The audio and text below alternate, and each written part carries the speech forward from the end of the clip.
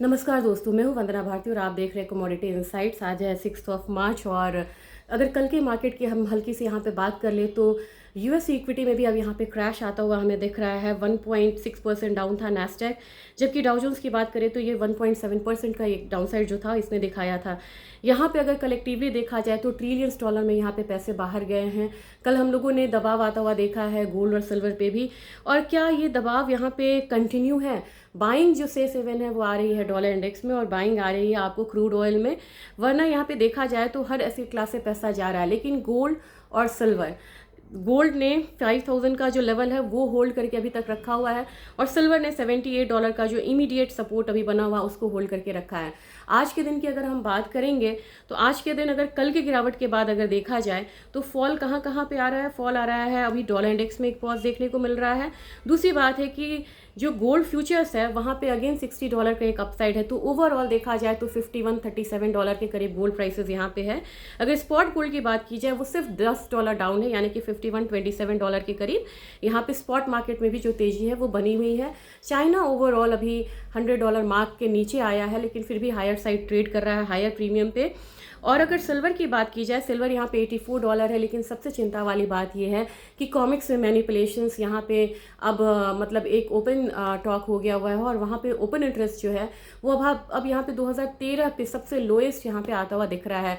और यही वजह है कि मार्केट यहाँ पे डिकपल होती हुई दिख रही है फिजिकल मार्केट से, क्योंकि आर्टिफिशियली प्राइस को सप्रेस करने की कोशिश की जा रही है।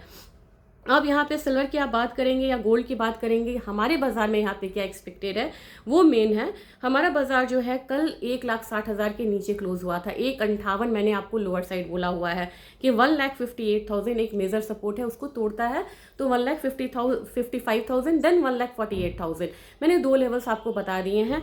अप साइड में अब आज के हिसाब से मुझे लग रहा है कि 1% से ज़्यादा की तेजी है। और कल एक बात और ध्यान में रखिएगा कि हमारे इसमें गिरावट इसलिए भी हुई थी क्योंकि INR काफ़ी ज़्यादा अप्रिशिएट हुआ था, इसकी वजह से हमारी मार्केट में ज़्यादा गिरावट हुई थी। अब आज के दिन में मुझे लग रहा है कि प्राइसेस जो है वो एक बारी फिर से 1,61,000 की तरफ जाने की कोशिश करेगा। ये 1,61,000 1,61,500 के करीब, यानी आज एक रिकवरी का दिन हो सकता है। सिल्वर की बात की जाए 2.25% का एक अपसाइड है, 2.28% का अपसाइड है इंटरनेशनल मार्केट में। हमारी मार्केट में भी यहाँ पे गिरावट इसलिए आई थी ज़्यादा क्योंकि INR यहाँ पे अप्रिशिएट हुआ था। हमारी मार्केट में क्लोजिंग हुई थी 2,62,000 के करीब।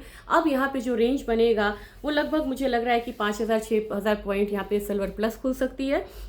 उस हिसाब से 2,68,000 हायर साइड, लोअर साइड 2,58,000 का लेवल हम आता हुआ देख सकते हैं। जबकि क्रूड ऑयल अब आपको $80 मेंटेन कर रहा है।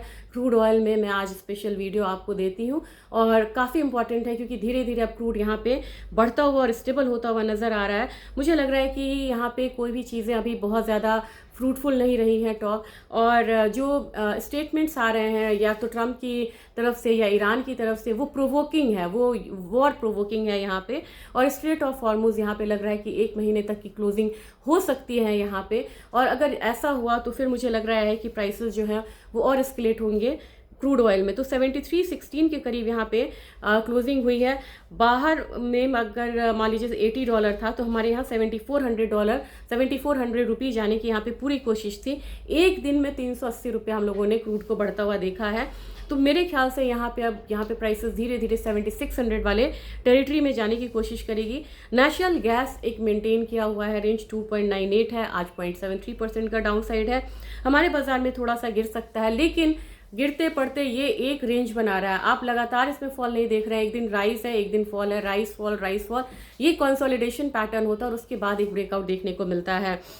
जिंक में मुझे लग रहा है कि अब यहाँ पे एक जो सेलिंग मतलब प्रेशर है वो आता हुआ आपको देखेगा। जितने भी बेस मेटल्स थे सारे गिरे हुए थे, बैरिंग आपको एल्यूमिनियम जहाँ पे हम लोगों ने लगातार एक अपसाइड आता हुआ देखा है। एल्यूमिनियम पे आपको पता है आज एल्यूमिनियम में थोड़ी सी गिरावट मान लीजिए हो भी सकती है, और मतलब हल्का एक बाइंग जो है फिर भी यहाँ पे रिटर्न आता हुआ दिखेगा। अगर आप बात करेंगे कॉपर की, आज थोड़ी सी रिकवरी है, निकल में भी थोड़ी सी रिकवरी है। तो कल के दिन का जो फॉल था वहाँ से हमें लग रहा है कि एक अपसाइड जो है बाउंस लोअर लेवल से वो आता हुआ दिख सकता है। तो मुझे लग रहा है कि निकल हो, कॉपर हो, यहाँ पे एक बाउंस आता हुआ दिख सकता है। तो 1220 मुझे कॉपर में लग रहा है। निकल की बात की जाए तो 1620 के करीब लग रहा है। एल्यूमिनियम में मुझे 335 से 340 वाला जोन लग रहा है।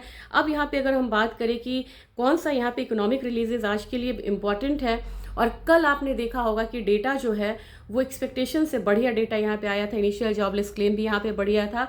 और आज के दिन अगर हम डेटा की बात करें, आज हमारा डेटा है, फॉरेक्स रिजर्व का डेटा है इंडिया का, बहुत इंपॉर्टेंट है। 5 बजे के करीब आएगा। नॉन फार्म पेरोल है, नॉन फार्म पेरोल पे भी यहाँ पे मतलब कि ज़्यादा कम लोग आने की उम्मीद है। अनएम्प्लॉयमेंट रेट यहाँ पे मतलब अनचेंज रहेगा। आवरली अर्निंग जो है वो कम हो रही है यूएस की। रिटेल सेल्स है वो यहाँ पे निगेटिव जा रहा है। अब यहाँ पे कोर रिटेल सेल्स की बात करेंगे तो ये यहाँ पे पॉजिटिव है। मिला जुला डेटा है, इसका इम्पैक्ट आएगा। और आज फ्राइडे है तो आज की मूव जो है वो बहुत यहाँ पे मतलब कि वॉलेटाइल हो सकती है। तो आपसे यही उम्मीद है, यही मतलब वो है कि अभी वीकली क्लोजिंग होगी तो पोजीशंस को कैरी फॉरवर्ड नहीं करिएगा। मिड डे में मैं स्पेशली आपको बताऊंगी क्रूड ऑयल के बारे में। और कल मैंने 2 डेटा डाला था। पेट्रो डॉलर के बारे में आपने पूछा था, तो डॉलर इंडेक्स क्यों बढ़ रहा है वो मैंने आपको डाला था। पेट्रो डॉलर, सवाल था कि पेट्रो डॉलर तो यहाँ पे एक्सपायर हो चुका है। पेट्रो डॉलर यहाँ पे 2024 में यहाँ पे एक्सपायरी की बात हुई थी, उसका कोई बहुत ज़्यादा एग्जैक्ट डेट नहीं है।